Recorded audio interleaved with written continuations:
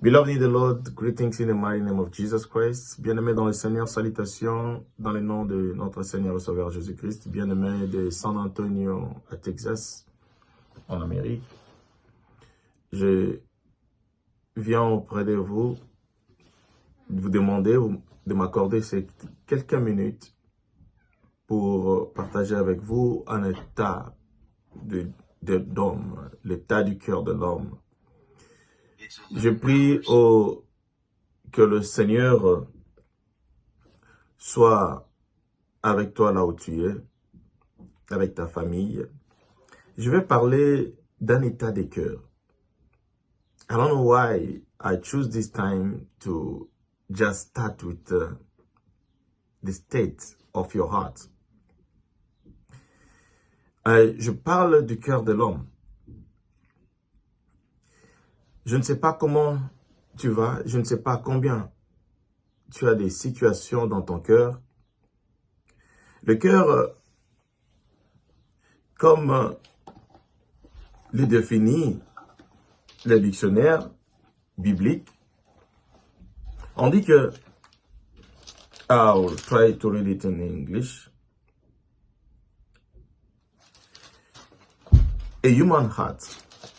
Nous voulons parler du cœur de l'homme. It's a vital bodily organ. The word also refers to anything that is central or essential, such as the inner life of a person. La vie interne d'une personne. On se retrouve surtout, je m'adresse à mes frères et à mes sœurs dans le Seigneur, ici à San Antonio, partout en Amérique ou partout dans le monde. On arrive à se diviser, à être loin de l'autre, ou à ne pas s'intéresser à certaines histoires. C'est à cause de ce qui se passe dans le cœur. Et il y a dans les problèmes, il y a aussi les problèmes de mariage, les problèmes de relations, les problèmes de vie, d'ensemble. Il y a des choses qui brillent dans le cœur. Bien-aimés dans le Seigneur, dans notre communauté, je vous dis encore bonjour. I greet you in the mighty name of Jesus Christ of Nazareth. We are going to talk about a state of the heart, a wounded heart, a fallen heart. Le cœur est un secret dans le lieu secret. La joie exprimée par la bouche provient d'un cœur libéré, joyeux, etc.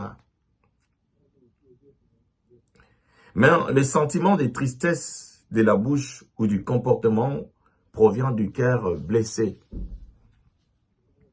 Bien aimé, on se retrouve qu'on n'arrive pas à nous assembler, on n'arrive pas à voir l'autre, on n'arrive même pas à se saluer à cause du cœur. Beloved in the Lord, let this moment teach you how is the state of your heart.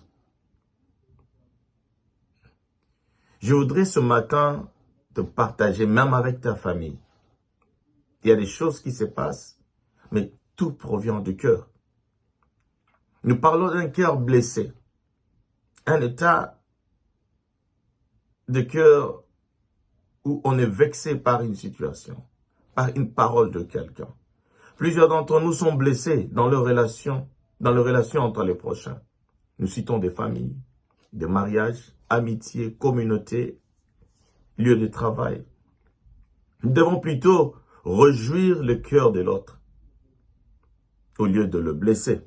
Dans le livre des Proverbes, au chapitre 10, le verset 14, je lis en français.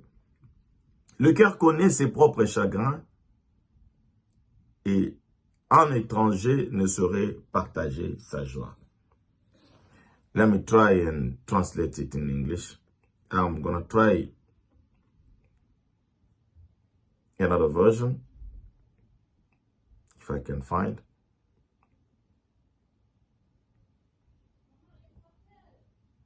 English version. Bien-aimés dans le Seigneur, I don't know NIV version.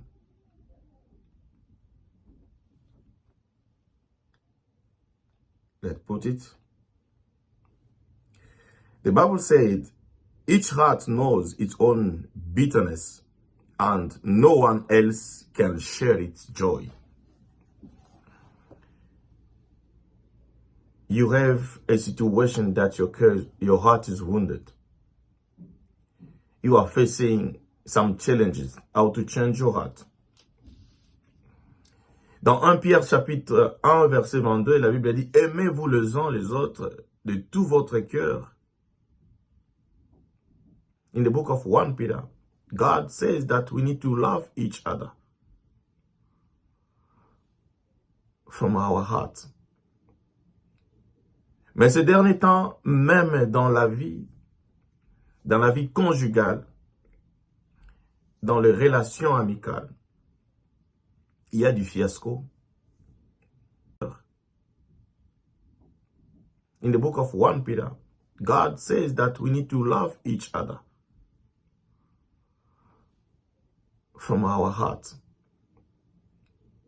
Mais ces derniers temps, même dans la vie conjugale, dans les relations amicales, il y a du fiasco.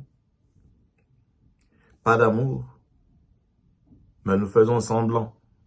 Je parle de quelqu'un qui est dans un mariage. Et le mariage ne reste qu'une structure externe parce qu'on sait que les gens sont ensemble. On donne un décor, mais à l'intérieur, il n'y a rien.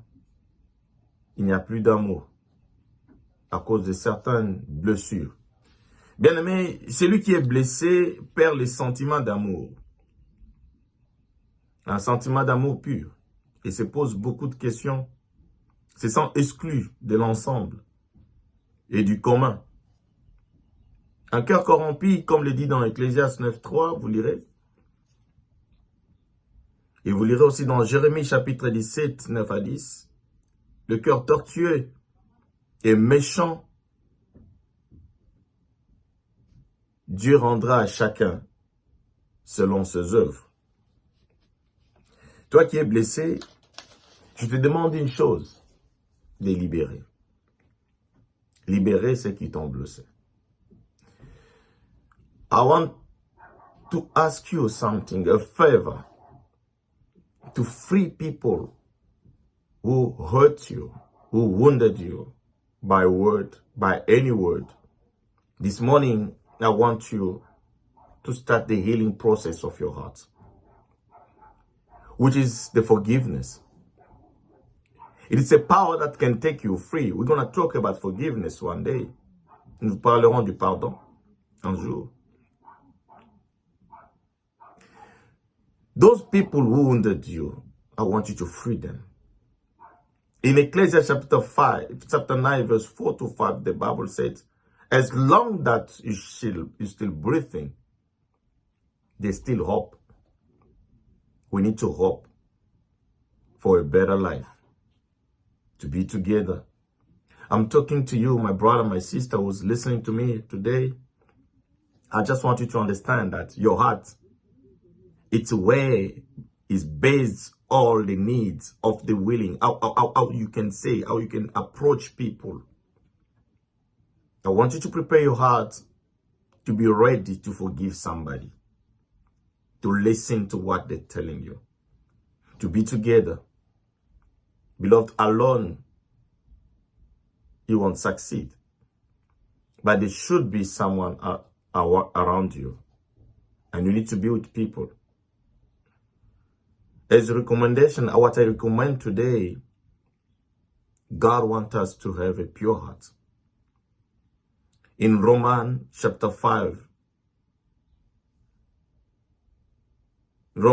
8, verse 13 to 15, and Psalm 51, verse 12, dans le livre des psaumes 51, 12, que Dieu recrée en nous un cœur pur. Et je demande à chacun de nous d'avoir ce cœur-là. Dans ta vie, dans ton mariage, dans ta santé, dans la maison, dans l'environnement. Si nos cœurs sont purs, nous nous aimons d'un amour propre, je crois que tout va bien avancer. Dans le livre de Romains, chapitre 8, 13 à 15, vivons selon l'esprit. Beloved, I want you to do something. Today, see what is good in your brother or sister. Ne regarde pas seulement les mauvais côtés, regarde qu'est-ce qui peut sortir des bons. La première des choses que je peux te demander de voir des bons en lui, c'est que toi tu respires, lui aussi il respire. Ça, c'est la meilleure des choses. Dieu nous a donné tous les souffles de vie. Je veux que tu bénéficies de ça. Fais-lui un sourire. Ma prière ce matin, c'est dimanche, et que le Seigneur Jésus-Christ pense nos blessures. Mon frère, ma soeur, pardonne et oublie. Et Dieu a des bons projets pour toi, comme il est écrit dans le livre de Jérémie. Chapitre 29, le verset 11. Je connais les projets que je formais pour toi. Beloved in the Lord, I want to today, my prayer today is for you to forgive and forget. May the Lord heal your wounds. Que le couple qui sont blessés se pardonne. Qu'il se fasse la paix.